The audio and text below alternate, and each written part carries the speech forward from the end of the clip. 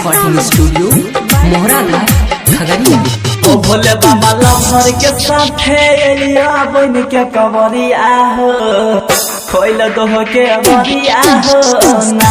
ओ भोले बाबा लहर के साथे एलिया बन के कवरिया हो खोइल दोह के बरिया हो ना। भोले बाबा लहर के साथे एलिया बन के कवरिया हो बरिया हो खोइल दोह के बरिया हो।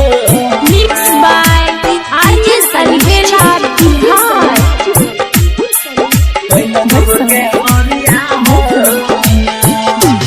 मगन छिया तोहरा भजन में शादी कर दिया है लगन में। मगन छिया तोहरा भजन में शादी कर दिया है लगन में।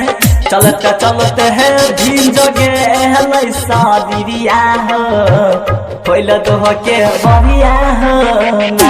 ओ भोले बाबा लहर के साथे एलिया बन के कवरिया हो खोइल दोह के बरिया हो ना। भोले बाबा लहर के साथे एलिया बन के कवरिया हो बरिया हो खोइल दोह के बरिया हो ना। मिक्स बाय मां सरस्वती रिकॉर्डिंग स्टूडियो मोहरा घाट खगड़िया।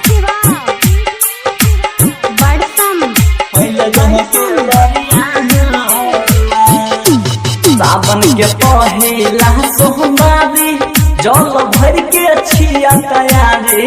सावन के पहिला सोमवारी जल भर के छिया तैयारी। आर्यन चंचल पर अपन मुद दे हाथी पर फेर दिह नजरिया खोइल दोह के बरिया हो ना।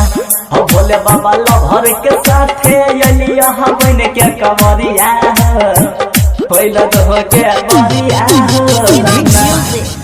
मां सरस्वती रिकॉर्डिंग स्टूडियो मोहरा घाट।